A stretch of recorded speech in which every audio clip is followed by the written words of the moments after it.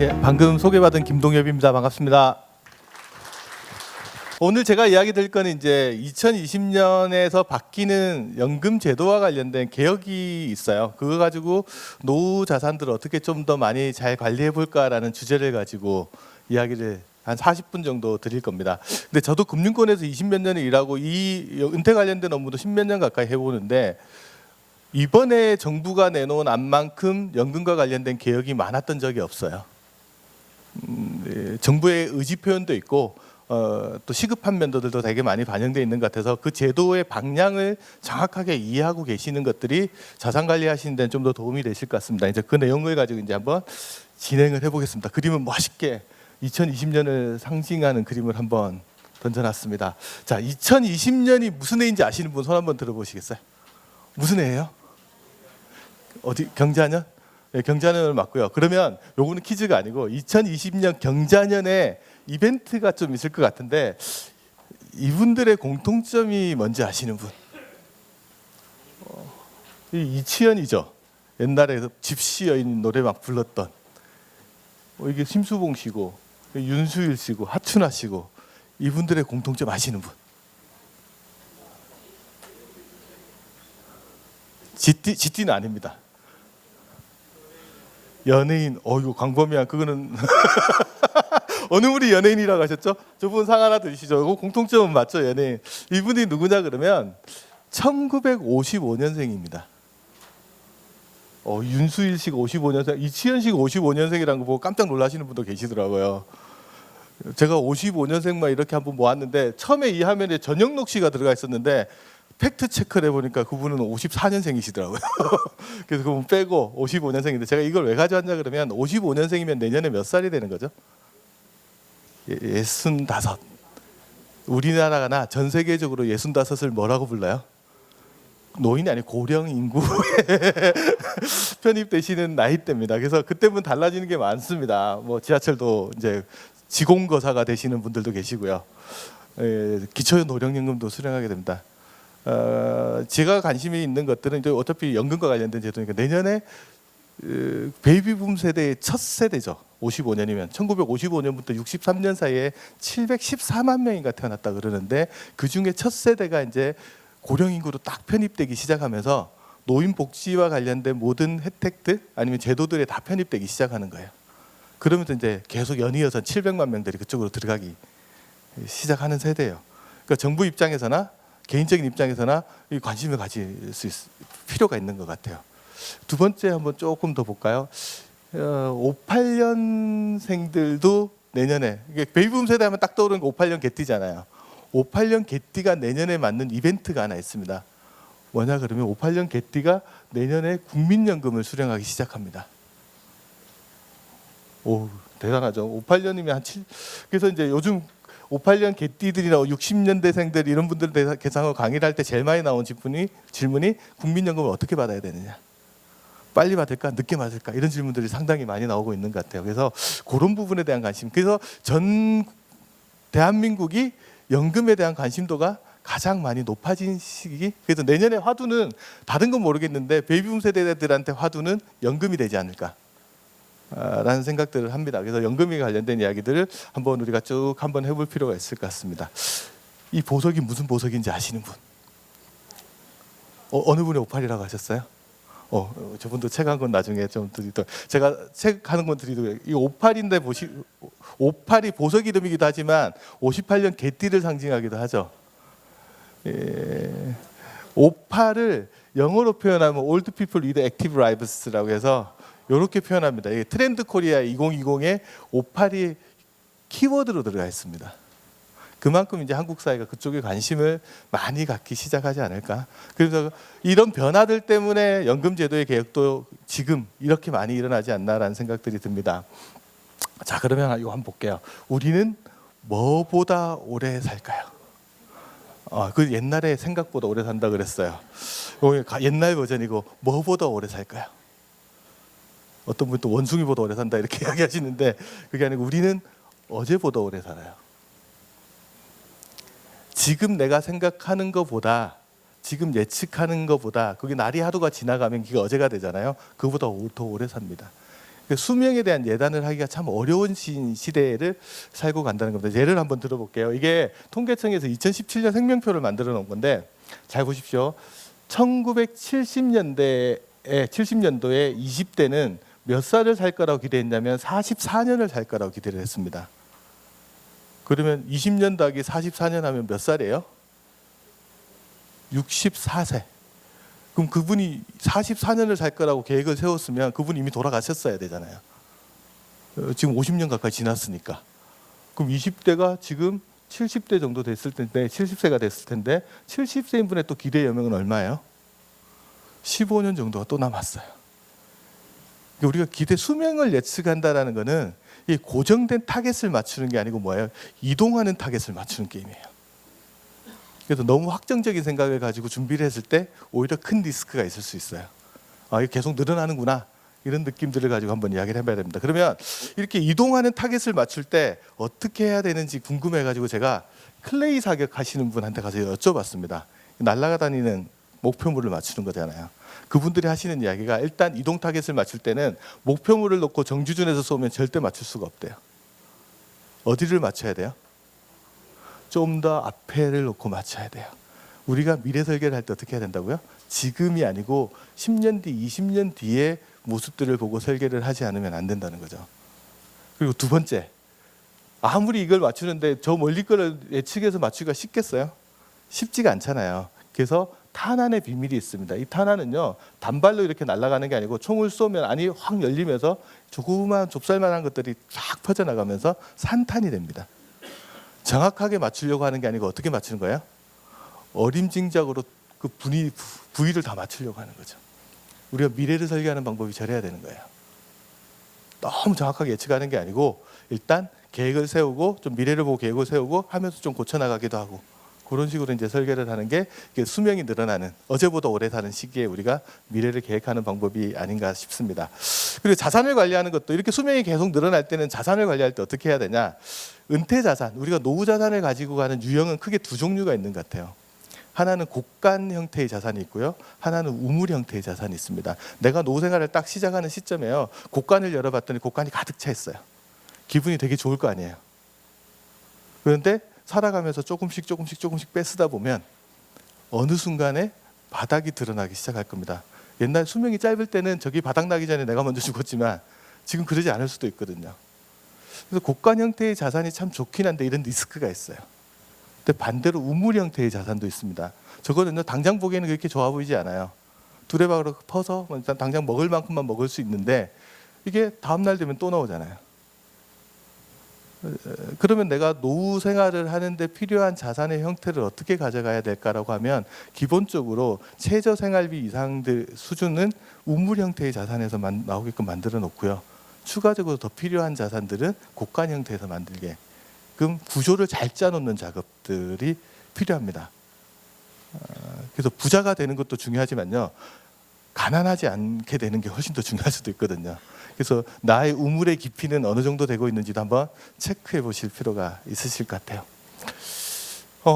노후 문제를 막 이야기할 때마다 제일 먼저 많이 이야기하는 게 일본 이야기들 되게 많이 합니다. 우리보다 고령화를 좀 앞서서 진행되고 있기 때문에 저기가 어떻게 하느냐 보면 우리나라가 몇 년 전 뒤에 어떻게 될 건지를 예측할 수도 있거든요. 그래서 제가 올 7월 달에 정확하게 이야기하자면 일본하고 문제가 생기기 직전에 일본에 한번 갔었습니다. 왜 갔냐가 그러면 일본에서 일본 금융청이라는 데서 노후 관련된 리포트를 하나 내놨어요. 그 리포트에 머리말이 뭐로 돼 있냐 그러면 지금 이대로 가면 일본 가구 한 가구당 2천만 엔이 부족하다, 노후 자금이. 그러면 2억 정도가 부족하다는 거잖아요. 그것 때문에 일본 정부가 발가닥 뒤집어졌습니다. 왜 그러냐? 이전에 일본이 국민연금 개혁을 할 때 지금 개혁대로 가면 당신들이 노후에 안전하게 살 수 있다라고 설득을 다 시켜놓은 상황에서 얼마 안 된 상황에서 다시 이게 부족하다는 이야기를 하기 시작하니까 난리가 나기 시작한 거죠. 그때 갔을 때 제가 사진 찍은 건데 그때 일본 참의원 선거가 막 진행되고 있는데 선거 운동할 때 카피가 줄어들지 않는 연금을 만들어 달라는 거예요. 근데 그 금융청이 레포트를 내놓은 이유는 이렇게 부족하니까 앞으로 어떻게 하자라는 이야기가 있었을 거 아니에요. 그 내용이 우리한테 주는 시사점들이 좀 있을 것 같습니다. 그 레포트 처음에 보면 무슨 이야기냐냐, 일본인들이 연령대별로 노후 불안을 느끼는데 뭘로 불안을 느끼느냐, 20대도 돈, 30대도 돈, 40대도 돈, 50대도 돈. 그리고 60, 70대 가면 돈이 한 4순위로 떨어지긴 하지만 그때 뭐가 올라와요? 건강. 근데 대부분 노후를 준비하는 단계에서 돈 문제를 가지고 고민을 되게 많이 합니다. 어떻게 자산을 잘 모을 거냐라는 같은 거를 이야기하는데, 그래서 일본 금융청이 어떤 대안을 제시하고 있냐 그러면, 첫 번째, 자산. 자기의 수명이 늘어난 만큼 뭘 늘리라는 거예요? 돈의 수명도 늘려야 한다. 수명이 늘어난 거. 돈의 수명을 늘려서 자신의 수명하고 자산의 수명을 일치시켜야 한다. 이게 첫 번째 제시하는 거예요. 돈의 수명을 늘리는 방법은 투자를 잘해서 수익을 늘리는 방법이 있을 거고요. 종신토록 나오는 연금화 시키는 방법들이 있을 거예요.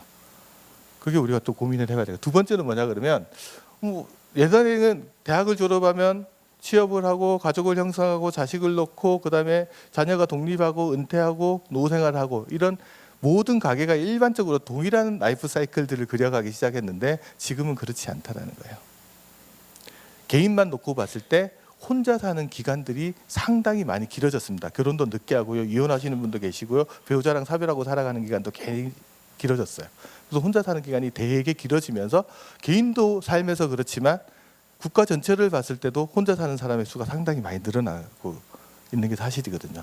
이렇게 사람마다 라이프 스타일과 개인 니즈가 다양해졌다는 것도 한번 짚어보는 거죠. 그 다음에 제일 중요한 게 이런 겁니다.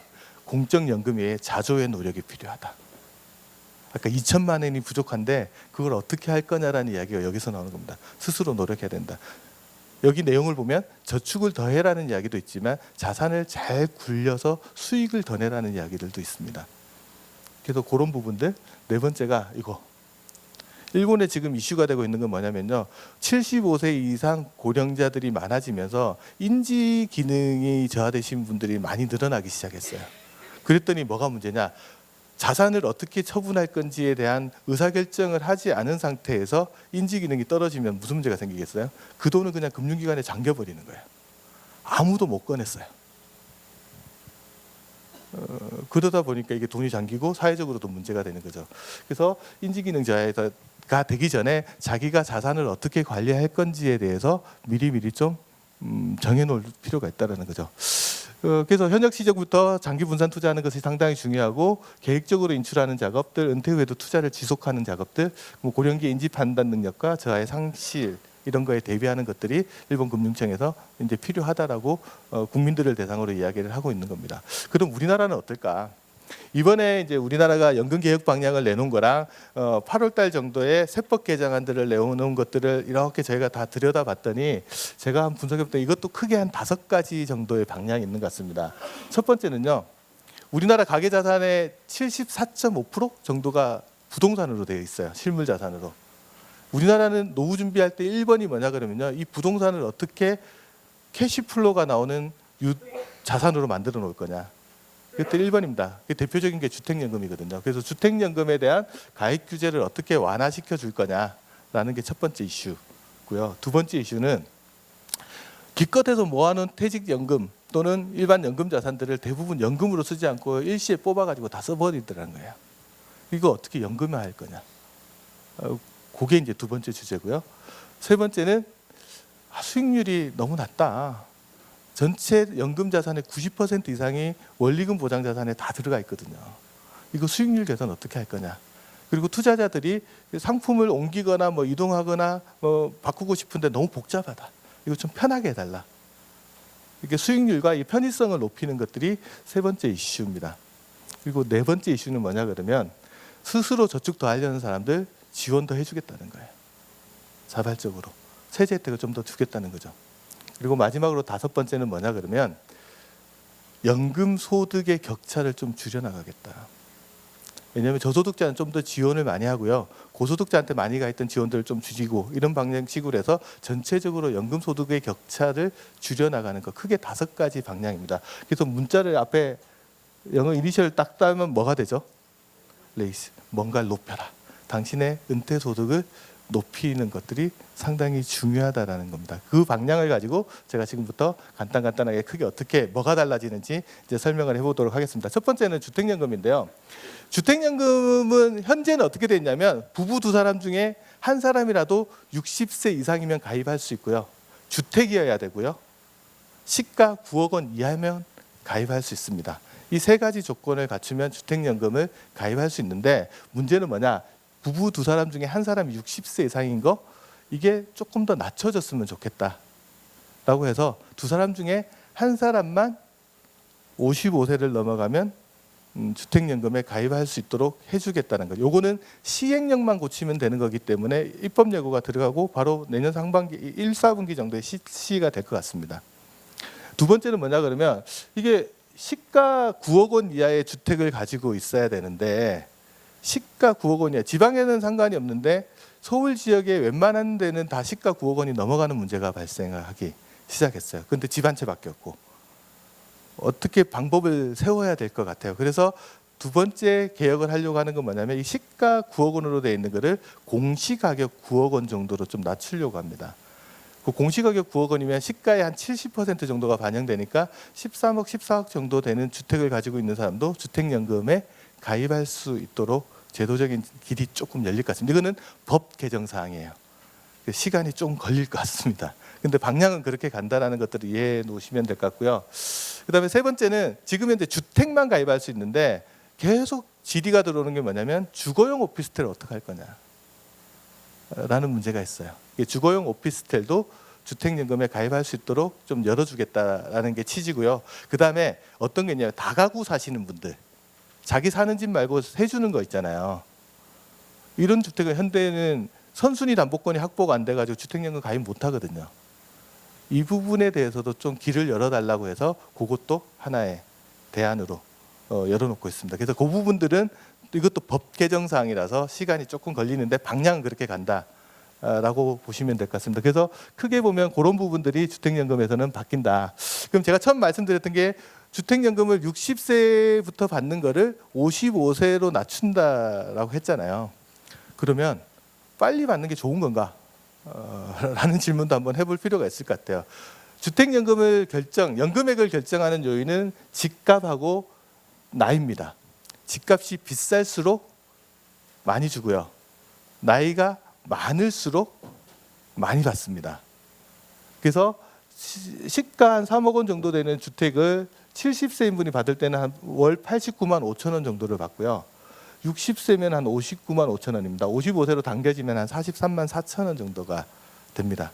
이렇게 수령 시기를 당겨서 받게 되면 연금액이 그만큼 줄어드는 문제가 생긴다는 거죠. 그래서 고민을 하셔야 될 건 첫 번째 뭐냐?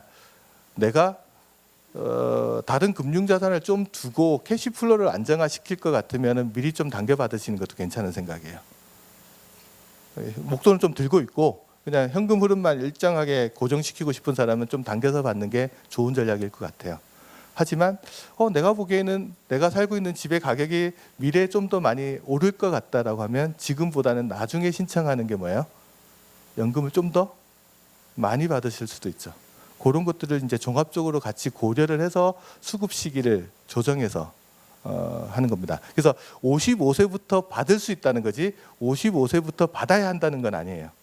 저희가 신청합니다. 주택연금이라는 것은 자기 집을 담보로 대출을 받는 제도이기 때문에 그런 부분들 수급 시기를 언제로 결정할 거냐라는 것들을 한번 볼 필요가 있습니다. 그래서 저희 연구소에서 한번 테스트를 한번 해봤습니다. 수급 시기에 따라서 어떤 일이 일어나냐. 한 사람은요 62세부터 주택을 담보로 연금을 받고요. 똑같은 주택을 놓고 한 사람은 5년 뒤인 67세부터 연금을 받는다라고 가정을 했을 때 손익분기점이 어느 정도 나오냐면 한 80세 정도가 되면 늦게 받은 사람들이 총량으로 받는 연금액들은 더 많은 걸로 계산이 나옵니다. 그래서 수급 시기를 어떻게 조정할 건지도 한번 고려해 넣으시고 주택을 활용하는 방법들을 같이 고민해 보실 필요가 있을 것 같습니다. 그다음에 좀 달라지는 것들이 뭐가 있느냐 봤을 때는 이 부분이 조금 달라지는 게 하나가 있어요. 이거는 법안은 아니고 어떤 거냐 그러면 결국 살다 보면 마지막에 사람들이 가는 곳이 요양원 아니면 자녀하고 동거하면서 봉양을 받는 경우들이 되게 많죠. 근데 주택연금 가입자는요, 자기 집을 다른 사람한테 지금 현재 세를 줄 수가 없습니다. 그 세를 주게 되거나 집을 1년 이상 비워놓게 되면 그 주택연금이 중단이 돼버려요. 그 문제를 해결하기 위해서 예외 조항으로 봉양을 받거나 자녀랑 합가하는 경우에 한해서는 저쪽에 주택연금을 중단하지 않도록 하는 조항은 이미 들어가 있어요. 문제는 자녀랑 합가하거나 요양원에 들어갔는데 그 빈집을 계속 비워놔야 되느냐, 이 문제가 남아있죠. 그래서 당분간 시도하려고 하는 것은 서울시랑 이야기를 해서 저 집을 청년이나 아니면 신혼부부들한테 낮은 임대료를 받고 세를 주는 거예요. 그리고 주택연금액에다가 그 세준 금액을 얹어서 주는 방법을 지금 논의를 하고 있습니다. 일단은 서울시를 대상으로 시범으로 하는 거고, 그게 좀 잘 되면 뒤로 확산하는 것까지 논의를 하고 있다 보니까 이건 제가 보면 괜찮은 생각 같아요. 그래서 저거는 장기적으로 우리가 좀 고려를 해야 될 부분인 것 같습니다. 그리고 주택연금, 제가 아까 전에 뭐라고 했냐면 연금의 소득 격차를 해소하는 게 중요하다고 그랬잖아요. 주택연금에도 그 제도가 있는데 지금 현재 보면 1억 5천 이하의 주택을 가지고 있고 기초연금을 수급하시는 분이 주택연금을 신청하면 보통 사람보다, 일반인보다 20% 정도 연금을 더 주려고 하고 있습니다. 현재는 13% 정도 더 주는데 이거를 12월 2일자부터 이미 적용이 돼서 20%를 더 주는 식으로 옮겨 있습니다. 그래서 요거는 이제 소득 격차 해소하는 부분들로 한번 좀 고민을 하고 있는 거고요. 마지막에 이슈가 되는 건 뭐냐 그러면, 주택연금에서 제일 큰 이슈인데 해결하지 못하는 건 뭐냐 그러면, 주택연금의 특징 중에 하나는 주택연금 가입자가 사망하더라도 배우자가 살아있으면 연금이 계속 지급이 됩니다. 근데 조건이 두 가지를 갖춰야 돼요. 첫 번째는 가입자 소유의 주택이 있잖아요. 그 소유 주택을 담보로 대출을 받은 거니까 먼저 가입자가 죽으면 그 주택에 있는 대출 금액을, 채무를 배우자가 인수하겠다는 약정을 해야 돼요. 그렇잖아요. 그래야지 계속 지급할 거 아니에요. 그거는 뭐 서류 하나 쓰면 되니까 어려운 건 아니에요. 중요한 건 두 번째입니다. 죽으면 그 주택에 상속이 일어나 버려요. 배우자만 있으면 괜찮은데 배우자 말고 자녀가 있는 경우에는 아무런 유언서 없이 돌아가시게 되면 그 집이 상속 지분에 따라서 돌아가게끔 되잖아요. 현재 법의 민법상에서는 1순위 상속인은 직계 비속하고 배우자가 공동 상속을 하게끔 돼 있습니다. 그럼 집의 소유자가 자신의 배우자랑 자녀들이 공동으로 상속하게 되거든요. 근데 이렇게 되면 담보권을 주택금융사가 행사할 수가 없어요. 그래서 해야 되는 건 뭐냐면 자녀들이 해당 주택의 소유권을 포기해 줘야 돼요. 그런데 잘 되냐? 보시다시피, 사례에서 보시다시피 안 해주는 경우들이 나오기 시작합니다. 그래서 이 부분의 문제를 해결하기 위해서 가입 당시에 아예 배우자까지 줄 수 있게끔 신탁 형태로 좀 바꿔놓으면 안 될까 하는 것들도 이제 법률 개정사항에 들어가 있는 부분 중에 하나입니다. 그래서 주택연금이 저렇게 이제 좀 진화를 해 나가려고 하고 있다라는 것들을 이제 좀 보시면 될 것 같아요. 그래서 주택연금 쪽의 개혁이 이번에 제일 많이 들어가 있고 속도도 좀 제일 빠르게 진행되고 있는 것 같습니다. 이제 퇴직연금 부분들도 이제 짚어봐야 되는데, 퇴직연금과 관련돼서 이슈가 되는 거는 세 가지입니다. 첫 번째, 2005년도 12월 달에 우리나라에 퇴직연금 제도가 도입됐는데 아직까지 퇴직연금 가입 대상 근로자의 절반 정도만 가입하고 있어요. 그래서 첫 번째 개혁은 이 퇴직연금 도입을 의무화하겠다. 다시 말해서 일시금으로 퇴직금을 수령하는 것을 없애고 단계적으로 사업장 규모별로 해서 퇴직연금 도입 자체를 의무화하는 것들을 시도하겠다라는 게 첫 번째 고민하는 거고요. 두 번째는 잦은 중도인출. 기껏 쌓아놨더니 중간에 정산해가지고 다 찾아가는 거예요. 이 부분 좀 줄여야 되지 않을까라는 이야기를 합니다. 그래서 그 부분에 대한 중도인출 조건을 조금 더 엄격하게 하는 게 두 번째 개혁에 좀 들어가 있습니다. 세 번째는 뭐냐면, 기껏 모아놓고 퇴직하고 나서 이걸 연금으로 쓰지 않고 어떻게 쓰냐 그러면 일시금으로 다 찾아 써버려요. 그 퇴직급여 수령하는 사람 중에 2.1%만 연금을 수령해요. 이 문제가 있거든요. 이거를 연금화하기 위해서 연금으로 수령하는 사람한테 좀 더 강력한 혜택을 주겠다. 그게 이제 크게 세 가지 혜택의 방향이라고 보시면 됩니다. 뭐 국회 도입하는 거 중도인출 요건 강화하고 연금 수령을 강화하는 겁니다. 그러면 퇴직연금을 장기로 수령할 때 왜 세제 혜택이 더 많지 않냐? 개인연금 같은 경우는요, 연금저축 같은 거는 수령하면 나이가 지날수록 연금소득세를 낮춰주거든요. 근데 퇴직연금은 현재 어떻게 됐냐면 퇴직급여를 연금으로 수령하면 그냥 나이랑 상관없이 원래 내야 되는 세금의 30%를 할인해 주는 걸로 끝나요. 이것도 좀 장기간 수령하는 사람한테 혜택을 좀 더 줘야 된다라고 해서 바뀌는 안은 어떻게 돼 있냐. 10년 이상 연금으로 수령하시는 분한테는 퇴직소득세의 30%를 할인해 주는 게 아니고 40%를 할인해 주는 식으로 세제를 바꿔놓으려고 합니다. 그러면 좀 더 뒤로 미뤄서 수령하는 사람들의 수가 늘어날 것 같습니다. 그건 보여드리고, 그 다음에 이제 중도인출 요건을 강화한다고 그랬는데, 현재는 퇴직연금의 중도인출이 금지가 되어 있는데 예외적으로만 인정하고 있어요. 근데 보시다시피 어떤 경우에 할 수 있냐. 무주택자가 집 살 때, 무주택자가 전세보증금 필요할 때, 그 다음에 자녀 또는 본인 또는 배우자 또는 부양가족이 6개월 이상 요양이 필요할 때, 그리고 네 번째가 5년 이내 신청 이전 5년 이내 파산 선고를 받았거나 개인 회생 절차에 들어가는 경우, 저런 경우에 한해서만 중도 인출을 할 수 있게끔 조건을 낮춰놨습니다. 그러면 이 5가지 중에 제일 많은 거는 주택 구입이에요. 저자금으로 많이 빠져나간 건 제가 이해를 하겠어요. 최근 부동산 이야기 때문에. 근데 문제는 뭐냐 그러면 여기 있습니다. 장기 요양을 명목으로 돈을 너무 많이 빼가는 거예요. 그런데 현업에 있는 분은 우스갯소리를 하는 말이 뭐냐면 무좀도 6개월 이상 치료하지 않냐. 그리고 이 장기 요양의 요건이 너무 느슨하게 돼 있다는 거예요.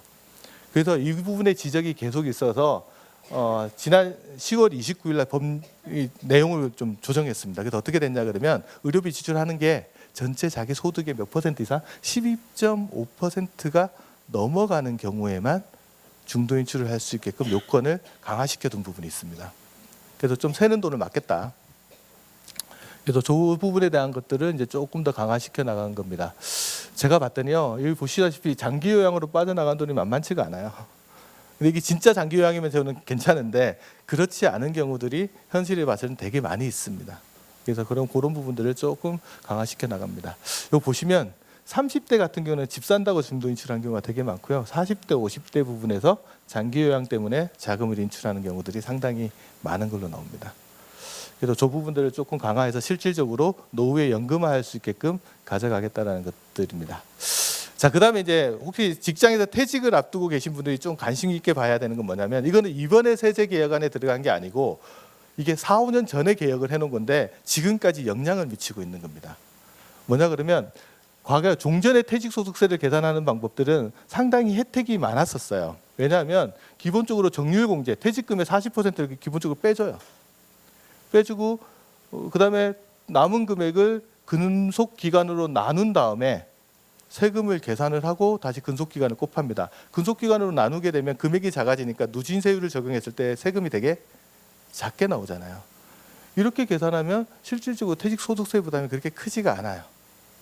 이 문제가 있다라고 해서 고소득자들이 너무 세금을 적게 낸다라는 지적들이 계속 있어서 2016년에 세법을 개정을 합니다. 그래서 일단 정률공제를 없애버립니다. 40%씩 공제하던 거를 없애버리고요. 연분 연승 나눴다가 곱하는 것들에서 여기는 곱하기 5배를 하는데 여기는 12배를 해버리는 거예요. 그래서 세부담을 좀 더 크게 하는 방식으로 세법 개정을 해버렸어요. 2016년도에. 근데 저거 한꺼번에 적용하면 난리가 날 거 아니에요. 그래서 적용 비율을 2016년도에는 20%만 적용하고 2017년도에는 40%쭉 늘려서 2020년인 내년에는 새로운 방식으로 된 게 100% 다 적용이 됩니다. 그래서 세부담이 조금 더 늘어난다. 그래서 제가 계산을 한번 해봤거든요. 어느 정도 늘어나는지를 한번 볼게요. 홍길동 씨인데 55세 명퇴를 하면서 퇴직급여를 한 3억 원 정도를 받는다고 가정할게요. 명퇴금 포함해가지고. 이분이 입사는 90년도에 하셨는데 중간정산을 2008년도 12월 31일에 한번 하셨어요. 그리고 2019년 12월 11일 때 퇴직을 하시는 거예요. 그럼 이분이 퇴직소득세를 얼마나 내냐? 이분의 근속기간이 한 몇 년 정도 되죠? 90년도부터 2019년까지 했으니까 한 30년 하나요? 30년 가까이 되죠. 그런데 퇴직소득세를 계산할 때 근속기간은요, 중간정산한 다음 날부터 계산합니다. 2009년 1월 1일부터 2019년 12월 31일이니까 한 10년 좀 넘는 기간인가요? 그 정도 기간이 이 사람의 근속 기간입니다. 이분이 만약에 종전 방식대로 그냥 퇴직소득세를 계산하면 얼마를 내냐 그러면 2,715만 원 정도의 세금을 냅니다. 근데 새로운 방식을 100% 적용하면 4,275만 원을 냅니다. 근데 올해는 요거 20%만 적용, 80% 적용하고 요거 20% 적용하잖아요. 이분이 12월 11일 날 퇴직하면 3,963만 원 정도 세금을 냅니다. 이분은 한 며칠 더 일하고 내년에 퇴직을 하게 되면 한 300만 원 정도 세금을 더 내게 되는 거죠. 저런 식으로 세제가 조금 더 많이 강화돼서 그럼 뭐냐? 퇴직금을 일시에 수령하는 것보다 연금화 시키는 것들, 그래서 세금을 덜 내는 것들이 상당히 중요하지 않나라는 생각 듭니다. 그래서 이분이 아까 내는 세금을 한 4천만 원 정도 된다고 가정을 하고요. 3억 원이니까 이분이 매년 3천만 원씩 10년 동안 연금으로 수령하면 세금을 얼마 내냐? 4천만 원을 내는 게 아니고 이 금액이 열등분하면은 400만 원이 되죠. 400만 원에 30%를 할인하니까 47, 28, 280만 원씩 10번을 내는 겁니다. 그럼 전체적으로 한 30% 정도 세금을 절감하는 효과가 나오는 거죠. 근데 이게 많이 물어본 게 한 번, 두 번, 세 번 내다가 연금을 받다가 중간에 관두면 어떻게 되냐는 질문을 되게 많이 하세요. 그럼 앞에 덜 냈던 세금을 다 토해내야 되는 거 아니냐? 그건 아니에요. 그냥 받았던 거, 혜택 받았던 거는 그냥 유효하고요. 유효하고 그 이후에 낼 것만 정상적으로 내시면 돼요. 그러니까 기본적으로 그냥 연금으로 수령하겠다는 생각을 가지고 가시는 게 훨씬 더 유리합니다. 근데 이번에 바뀐 세법은 뭐냐 그러면 이걸 10년 이상 수령하면 어떻게 하겠다 그랬어요? 세금을 10% 더 할인해 주겠다고 그랬죠. 그러면 어떻게 되느냐? 이분이 20년 동안 받겠다 그러면 1,500만 원씩 연간 받는 거잖아요. 그럴 때 세금 내는 게 140만 원씩 10년 동안은 내다가요. 그 다음에 120만 원씩 내는 식으로 세금이 줄어들게 됩니다. 만약에 이분이 이런 전략을 가질 수 있다. 야, 그러면 10년 동안은 안 받고 쭉 밀어놨다가 11년 차부터 3천만 원 받으면 어떻게 되냐. 그러면 이분은 3천만 원 받을 때 여기 60% 정도 수준만 내게끔 되는 거예요. 그러니까 자기가 어떤 자산을 먼저 인출할 거냐라고 봤을 때 뭐 다른 돈 먼저 쓰고 퇴직금 나중에 쓰겠다라고 하면 세금을 좀 더 많이 할인하면서 수령하실 수 있는 게 가능해집니다. 그래서 저런 부분들도 전략적으로 한번 고민해야 될 부분인 것 같아요. 그래서 저런 것들이 앞으로는 세금과 관련돼서 한번 또 고민을 해 보셔야 될 것 같습니다. 뭐 혹시 기업체 임원이나 중소기업 사장님 되신 분들은 내년부터 퇴직소득세 고민을 조금 더 하셔야 될 것 같습니다. 왜 그러냐 그러면 퇴직소득세 한도를 기존에는 자기가 최근 3년간 받았던 급여의 한 3배 수준까지를 지금까지 적용해 왔는데 이 한도를 2배까지 낮추겠다고 합니다. 이게 세법 개정안에 들어가 있거든요. 그렇게 되면 세금 부담들이 훨씬 커질 거고요. 그렇다고 그러면 기왕에 일시금 받을 거를 연금화 시키면 절세 효과들은 훨씬 더 크게 나타날 것 같습니다. 그래서 그런 부분들을 우리가 한번 좀 고민을 해봐야 될 것 같고요. 그다음에 퇴직연금이나 이거 관련돼서 바뀌는 제도 중에 제가 틈새에 있는 걸 제가 하나 찾아봤는데 뭐가 있냐 그러면 퇴직연금에서 수익률이 안 좋다고 자꾸 이야기를 하는데 예금에 맡겨놓으면 예금 수익률이 나오는 건 당연한 거고요. 투자 상품들을 좀 찾아봐야 되는데 올해 가장 핫하게 인기가 많았던 게 상장 리츠에 대한 관심들이 되게 많았습니다. 이제 이번 12월 달 안에 법안을 개정해서 들어가는 게 뭐냐면 퇴직연금에서 상장 리츠에 직접 투자할 수 있게끔 조건이 바뀝니다. 그래서 그것도 이제 투자를 할 수 있기 때문에 당연히 뭐 리츠니까 주식 거래하듯이 투자를 해야 되니까 증권사에서만 투자할 수 있는 거는 좀 제약이 있게 하지만 투자하려고 하면 상장 리츠를 퇴직연금에서 투자할 수 있는 부분들이 12월 달 지나면 이제 가능해지게끔 되는 게 조금 달라지는 겁니다. 그거보다 이제 제가 주요하게 좀 더 많이 보는 것들은 뭐가 있냐 그러면 뭐 퇴직연금과 관련돼서 이제 각종의 디폴트 옵션이나 이런 것들이 도입되는 부분들이 좀 있긴 한데 요거는 법률 개정 사항이라서 시간이 좀 더 많이 걸릴 것 같아서 나중에 한번 개정되면 그때 자세하게 한번 좀 설명드리도록 하겠습니다. 국민연금과 관련된 개정은 이번에는 없습니다. 개정 사항들은 별로 안 들어가 있는데 국민연금과 관련돼서 제가 고민해야 될 사항들은 하나 있는 것 같아요. 뭐냐 그러면 이게 고령자 고용촉진법이 개정이 올 4월 말에 됐습니다.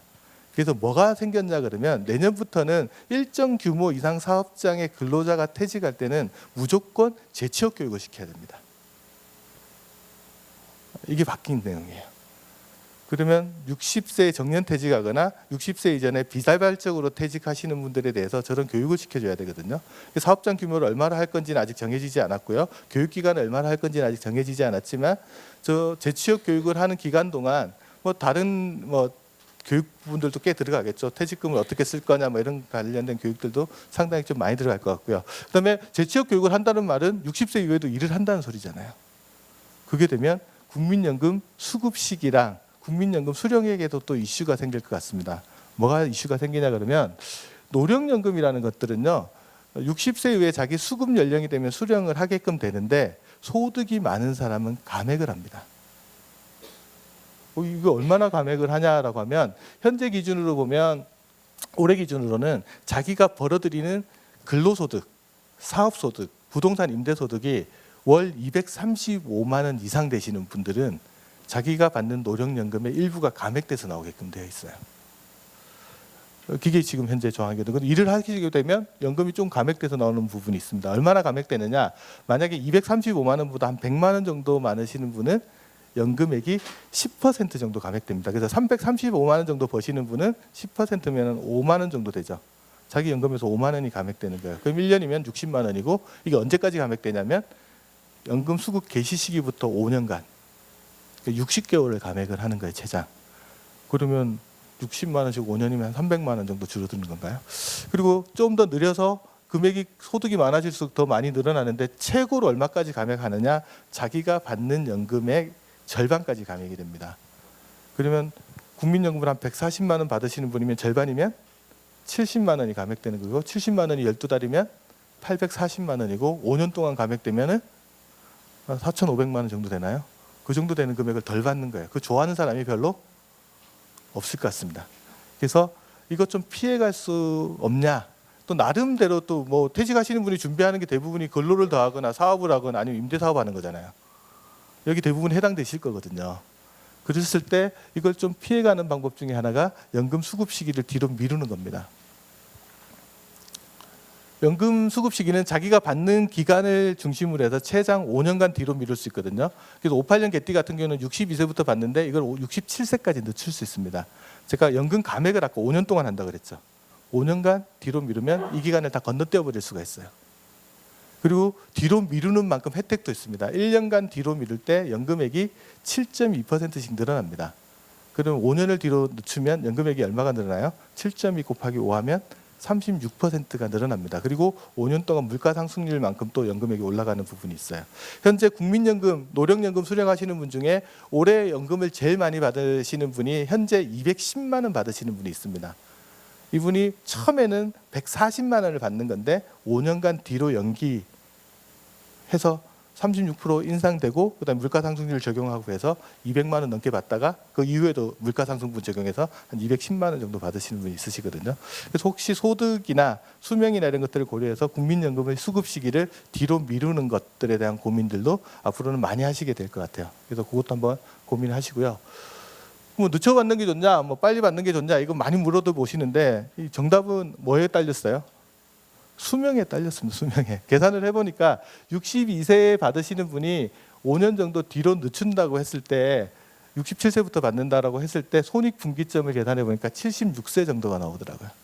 76세가 넘어가면 그 이후에 살아계시면 연기해서 받는 분들이 훨씬 더 많은 금액을 수령한다는 계산은 나옵니다. 그래서 그런 것들이 있다라는 것 정도를 보고요. 반대도 있습니다. 당겨받을 수도 있어요. 62세에 받으시는 분은 최장 5년을 당겨받을 수 있어요. 5년이면 62세니까 57세부터 받으시는 거잖아요. 연금액은 대신 1년 당길 때마다 6%씩 감액됩니다. 그럼 5년 당기면 5, 6, 30% 정도가 연금액이 줄어서 나옵니다. 대신 이게 처음에는 되게 빨리 받으니까 좋아 보이지만 기간이 지날수록 어떻게 되겠어요? 이것도 손해가 납니다. 그래서 일본에도 똑같은 제도가 있는데 일본에서는 이거를 손해연금이라고 부르더라고요. 그래서 그런 것들도 우리가 한번 고려를 좀 해보셔야 됩니다. 마지막으로 이제 개인연금 부분에서 어떤 변화가 있냐? 개인연금의 변화는 우리나라가 개인연금 제도라는 것들을 도입한 것을 찾아봤더니 1994년도에 도입됐어요. 혹시 아직도 구개인 연금이라고 해서 연말정산할 때 72만 원까지 소득공제 받으시는 분, 상품 가지고 계신 분 아직 여전히 계실 거거든요. 그 이후로 세법 개정을 계속 펴면서 개정의 방향이 몇 가지가 있습니다. 첫 번째는요, 소득공제 금액, 공제 금액을 매번 늘려왔어요. 처음에는 72만 원까지 해두던 게 240만 원 늘렸다가 300만 원 늘렸다가 400만 원 늘렸다가 지금은 IRP까지 합쳐서 700만 원으로 늘려왔습니다. 그래서 스스로 저축하는 사람들에 대해서는 좀 더 늘려주겠다. 이번에 바뀌는 건 뭐냐면 50대들, 50세 이상인 사람한테는요, 3년 동안은 200만 원 더 늘려주겠다는 거예요. 그럼 700만 원이 아니고 얼마까지 공제받는 거예요? 900만 원까지 공제받을 수 있는 길이 하나 열리는 게 있습니다. 그래서 그 부분이 50세 이상인 사람한테 하나 적용되는 게 있고요. 그 다음에 세법 개정의 두 번째 방향은 뭐냐 그러면 이렇게 공제 금액을 계속 확대 나가다 보니까 이 저축할 여력이 많은 사람만 혜택을 많이 받는 문제가 있어요. 그래서 이 누진세율화해서 소득 공제 방식을 적용하면 소득에서 빼버리면 소득세율 높은 사람이 많이 혜택을 받잖아요. 그래서 이거를 세액공제 방식으로 2013년에 바꿔버렸고요. 그 다음에 뒤에 막 2015년에는 고소득자들은 저소득자들은 조금 세액공제를 더 해줘라 라고 해서 13.2가 아니고 16.5를 적용하고요. 그 다음에 2016년에는 고소득자들의 세액공제 한도를 연금저축 같은 거 100만 원을 줄여버립니다. 그래서 저걸 통해서 소득 격차를 좀 해소해 나가는 방향으로 좀 진행되고 있는 것 같아요. 그래서 이제 한번 보시면 정리를 해볼게요. 그러면 우리가 나는 얼마나 받을 수 있냐 따져야 될 건 뭐냐 그러면요. 지금 내가 고소득자인지 저소득자인지 뭐 이게 법에 정한 기준입니다. 총급여가 1억 2천만 원이 넘어가느냐 아니면 종합소득이 1억이 넘어가느냐를 기준으로 고소득하고 저소득을 나누는데 그거보다 소득이 작으시는 분은 얼마를 받을 수 있냐. 연금저축에서 최대한 600만 원까지 세액공제를 받고요. IRP까지 포함해서 900만 원을 공제를 받을 수 있습니다. 혹시 맞벌이 하시는데 나는 이 소득이 넘어가지만 배우자는 안 넘어간다 그러면 배우자 명의로 조금 더 저축을 더 많이 해서 공제를 더 많이 받을 수 있죠. 그리고 고소득자 같은 경우는 지금처럼 똑같이 700만 원까지 공제를 받을 수 있습니다. 그래서 이 전략을 한번 써보시고요. 그러면 얼마나 돌려받지? 900만 원을 저축한다고 가정했을 때 총급여가 5,500만 원 이하이신 분 같은 경우에는 16.5%를 공제받으니까 900만 원 저축하고 연말정산 때 148만 5천 원을 돌려받아요. 제가 봐서는 안 할 이유가 없습니다. 하시는 게 좋고요. 그다음에 5,500에서 1억 2천인 사람은 세율이 그러니까 공제율이 13.2%로 줄어드니까 그렇다고 하더라도 118만 원 정도 돌려받습니다. 그리고 1억 2천 넘어가시는 분들 같은 경우는 13.2% 공제를 받는데 한도가 700만 원이니까 92만 4천 원 정도를 돌려받을 수 있습니다. 그래서 현재는 요거에 적용되지만 내년부터는 이쪽으로 넘어가니까 혹시나 저축 금액들 조정하실 때 저거를 잘 활용하시는 것들도 한번 고민을 해보셔야 될 것 같습니다. 제가 50세 이상부터 저축 금액 세액 공제를 200만 더 늘려준다고 했잖아요. 제가 지난 7월달 일본 갔을 때 츠타야 서점 이제 일본에 가봤어요. 그 츠타야 서점 아주 유명하게 가봤더니 거기 서점에 갔더니 노후 준비 관련된 책이 어딨냐고 물어봤더니 저쪽 가보라고 그러더라고요. 그래서 딱 가봤더니 1층 란에는 첫 번째 제일 밑에 칸에는 30대, 40대, 50대, 60대 이렇게 책이 딱 정리가 돼 있는데 제가 50대 란에 있는 책을 한번 딱 봤습니다. 뭐라고 돼 있냐면 50대부터 반드시 해야 될 돈에 대한 모든 것, 50세가 넘어서 해서 안 될 돈에 대한 이야기, 그다음에 50세부터 시작하는 노후 자금 만드는 법. 그 내용을 제가 조금 읽어봤더니 짧은 일본어 실력을 조금 읽어봤더니 어떤 내용이냐, 50세 이전에 잘 준비를 안 한대요. 근데 50세가 딱 되는 순간 뭐냐 그러면 자기의 미래 현금 흐름이 눈에 다 들어온다는 거예요. 그때부터 다급해서 준비를 막 하기 시작하는데 얘네들은 철칙이 뭐냐 그러면 일본 분들은 철칙이 뭐냐면 두 가지를 이야기하더라고요. 마지막까지 들고 있어야 될 거. 마지막에 노인홈, 우리로 보면은 실버타운 같은 데죠. 이런 데 들어갈 때 보증금은 일시금으로 가지고 있어야 된다. 두 번째는 그 노인홈, 그러니까 요양시설이나 실버타운에서 들어가는 생활비 있잖아요. 그거는 반드시 연금화 시켜놔야 된다. 그게 핵심 키워드더라고요. 그래서 그런 내용들을 좀 담고 있습니다. 자, 이번에 세법 개정에 또 들어가 있는 게 뭐냐면 ISA, 혹시 개인형, 그러니까 전체적으로 이제 맞는 계좌라고 해서 이제 혜택이 있는 ISA 계좌를 가지고 계신 분들이 계신데 이게 5년짜리 계좌거든요. 매년 2천만 원씩 5년 동안 투자를 할 수 있으면 최대 넣으면 1억 정도가 들어갈 수 있잖아요. 이 만기 금액을 찾아가지고 또 다 써버릴 거 아니에요. 그래서 어떤 혜택을 주기로 했냐면 저 만기 금액을 연금저축계좌나 IRP 계좌에 집어넣으면 그 금액에 대해서 일부 세액 공제를 해주겠다는 거예요. 얼마까지 해주냐? 전체 금액 기준으로 했을 때 300만 원. 그러니까 IRP 계좌나 연금저축계좌로 옮긴 금액에 대해서 3천만 원을 한도로 해서 10%를 공제를 해주는 거예요. 그러면 한 300만 원 정도를 추가로 더 공제를 할 수 있는 길이 있으니까 이제 전략적으로 어떻게 하셔야 되냐. 내가 ISA 계좌를 가지고 있다. 내가 노후 준비를 해야 되겠다라는 생각을 가지신 분 같으면 일단 ISA 계좌에 적어도 3천만 원 이상을 계속 만들어 놓는 작업들이 만기되기 전에 하시고요. 그 금액이 만기되자마자 연금저축이나 IRP 계좌로 옮겨가시면서 세액 공제를 조금 더 많이 받는 게 상당히 또 중요한 전략 중에 하나가 되실 수 있을 것 같습니다. 이번에 마지막으로 달라지는 것 중에 제일 중요한 것 중에 하나는 뭐냐면요. 이제 사랑만 막 옮겨 다니는 게 아니고 연금 계좌가 엄청나게 옮겨 다니기 쉽게 바뀝니다. 예전에는 연금저축을 다른 금융기관의 연금저축으로 옮기려고 하면요. 이 기간도 갔다가 저 기간도 갔어야 돼요. 기존에 있는 기간도 가고 옮기는 기간도 갔어야 되는데 이게 앞으로는 아니죠. 11월 25일부터 바뀌었습니다. 이미. 옮기려고 하는 금융기관 한 곳에만 가면 됩니다. 연금저축이 됐든 IRP가 됐든 연금저축을 연금저축으로 바꿀 때나 IRP를 IRP로 바꿀 때나 연금저축을 IRP로 바꾸거나 IRP를 연금저축으로 바꿀 때나 다 상관없이 마지막으로 이동하려고 하는 금융기관 한 곳에서 가서 신청을 하시면 거기서 모든 처리가 원스톱으로 다 되게끔 제도가 바뀝니다. 그래서 예를 들어 내가 상장 리츠를 거래를 해야 되겠다. 그 증권사 중에 상장 리츠가 거래 가능한 증권사를 찾아가서 나 이쪽으로 옮길래 하면 다른 금융기관에 있는 것들 다 옮겨버리는 게 가능한 구조로 되어 있습니다. 그래서 그런 부분들이 바뀌는 내용 중에 하나입니다. 그래서 전체적으로 그렇게 해서 이체되는 부분들까지 개선된 것들이 많아서 상당히 많은 부분들이 바뀌죠. 근데 이렇게 많은 걸 알고 있으면 뭐합니까? 행동하지 않으면 의미가 없잖아요. 그래서 제가 항상 하는 강의가 끝날 무렵 하는 말이 오늘은 어제 입장에서 보면 내일이거든요. 근데 사람들은 어제 하지 않은 일을 후회하고요. 내일 할 일을 걱정하면서 오늘 아무것도 안 합니다. 그래서 오늘 같은 내일이고 내일 같은 모레가 되는 거예요. 그래서 이런 말도 있더라고요. 오늘 한 행동이 확실한 미래를 보장하는 건 아니지만 오늘 아무것도 하지 않으면 미래는 변하지 않는다. 그래서 오늘 들으신 것 중에 내가 행동할 수 있는 부분들이 있으시면 조금이라도 하나씩이라도 고쳐나가는 하루가 됐으면 좋겠습니다. 제 강의는 이거로 마치도록 하겠습니다.